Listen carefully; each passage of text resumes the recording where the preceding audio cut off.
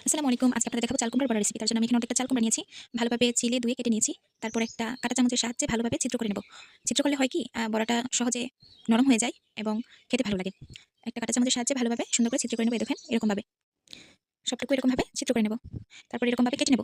ঠিক এতটুকু মোটা করবেন, খুব বেশি মোটা করতে চাইবেন না, আবার খুব বেশি পাতলাও না, এরকম সাইজে রাখবেন। তারপর এখানে আমি দিয়ে দিচ্ছি ২ চামচ পেঁয়াজ বাটা, হাফ চামচের থেকেও কম জিরা বাটা, দিয়ে দিচ্ছি স্বাদমতো লবণ, ১ চামচ মরিচের গুঁড়া এবং ১ চামচ হলুদের গুঁড়া, দিয়ে দিচ্ছি ১ চামচ সজের গুঁড়া। তারপর দিয়ে আর হচ্ছে গিয়ে এখানে আমি একটু অল্প তেল দেব। তেল দিলে বড়াটা সুন্দরভাবে মসলাগুলো বড়ার মধ্যে সুন্দরভাবে লেগে যাবে। অল্প, অল্প পানি দিচ্ছি। পানি দিয়ে একটা ব্যাটার করে নিচ্ছি। দেখেন ব্যাটারটা ঠিক এরকম রাখবেন। তারপর হচ্ছে আমি একটা পাই প্যান গরম করে নিয়েছি। তারপর এখানে আমি পাই প্যানে তেল দিয়ে দিয়েছি। পাই প্যানটা কিন্তু গরম রাখবেন। তারপর এরকমভাবে বড়ার মধ্যে মসলা লাগিয়ে দেখেন কিভাবে লাগাচ্ছি। লাগিয়ে গরম তেলের মধ্যে ছেড়ে দেবেন। একটা, একটা করে দিয়ে ভালোভাবে ছেড়ে দেবেন। খুব বেশি মসলা দিতে যাবেন না, আবার খুব কমও না। এরকমভাবে দিয়ে সুন্দর করে হচ্ছে কি তেলের মধ্যে ছেড়ে দেবেন। তারপর একটা ঢাকনা দিয়ে ঢেকে দেব। আর চুলার আঁচটা কিন্তু মানে লো রাখবেন। ঠিক আছে? লো টু মিডিয়ামে রাখবেন ১ম দিকে। কারণ নয়তোবা কিন্তু বড়া কিন্তু পুড়ে যাবে। দেখেছেন? বড়া থেকে কিন্তু পানি ছেড়েছে। তারপর উল্টে পাল্টে দিবেন। উল্টে পাল্টে দিয়ে আবারও ঢাকনা দিয়ে ঢেকে দিবেন। তারপর ঢাকনা খুলে আবারও উল্টে দিবেন। আর আঁচটা কিন্তু লো টু মিডিয়ামে রাখবেন। মানে মিডিয়ামে রাখবেন এখন। তারপরে দেখেন আস্তে, আস্তে এরকমভাবে ভেজে নিবেন। উল্টাবেন। যখন দেখবেন রংটা এরকম চলে আসবে, মসলাটা কি ভাজা, ভাজা হয়ে যাবে, তখন উঠিয়ে নিবেন। আমার রান্না ভালো লাগলে লাইক করবেন, কমেন্ট করবেন। আমার চ্যানেলটা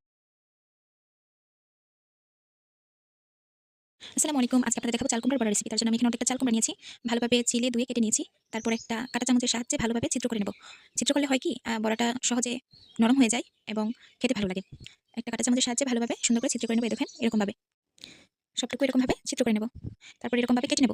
ঠিক এতটুকু মোটা করবেন, খুব বেশি মোটা করতে চাইবেন না, আবার খুব বেশি পাতলাও না, এরকম সাইজে রাখবেন। তারপর এখানে আমি দিয়ে দিচ্ছি ২ চামচ পেঁয়াজ বাটা, হাফ চামচের থেকেও কম জিরা বাটা, দিয়ে দিচ্ছি স্বাদমতো লবণ, ১ চামচ মরিচের গুঁড়া এবং ১ চামচ হলুদের গুঁড়া, দিয়ে দিচ্ছি ১ চামচ সজের গুঁড়া।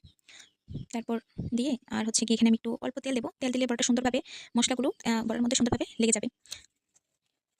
অল্প, অল্প পানি দিচ্ছি। পানি দিয়ে একটা ব্যাটার করে নিচ্ছি। দেখেন ব্যাটারটা ঠিক এরকম রাখবেন। তারপর হচ্ছে আমি একটা পাই প্যান গরম করে নিয়েছি। তারপর এখানে আমি পাই প্যানে তেল দিয়ে দিয়েছি। পাই প্যানটা কিন্তু গরম রাখবেন। তারপর এরকমভাবে বড়ার মধ্যে মসলা লাগিয়ে দেখেন কিভাবে লাগাচ্ছি। লাগিয়ে গরম তেলের মধ্যে ছেড়ে দেবেন। একটা, একটা করে দিয়ে ভালোভাবে ছেড়ে দেবেন। খুব বেশি মসলা দিতে যাবেন না, আবার খুব কমও না। এরকমভাবে দিয়ে সুন্দর করে হচ্ছে তেলের মধ্যে ছেড়ে দেবেন। তারপর একটা ঢাকনা দিয়ে ঢেকে দেব। আর চুলার আঁচটা কিন্তু মানে লো রাখবেন। ঠিক আছে? লো টু মিডিয়ামে রাখবেন ১ম দিকে। কারণ নয়তোবা কিন্তু বড়া কিন্তু পুড়ে যাবে। দেখেছেন? বড়া থেকে কিন্তু পানি ছেড়েছে। তারপর উল্টে পাল্টে দিবেন। উল্টে পাল্টে দিয়ে আবারও ঢাকনা দিয়ে ঢেকে দিবেন। তারপর ঢাকনা খুলে আবারও উল্টে দিবেন। আর আঁচটা কিন্তু লো টু মিডিয়ামে রাখবেন। মানে মিডিয়ামে রাখবেন এখন। তারপরে দেখেন আস্তে, আস্তে এরকমভাবে ভেজে নিবেন। উল্টাবেন। যখন দেখবেন রংটা এরকম চলে আসবে, মসলাটা কি ভাজা, ভাজা হয়ে যাবে, তখন উঠিয়ে নিবেন। আমার রান্না ভালো লাগলে লাইক করবেন, কমেন্ট করবেন। আমার চ্যানেলটা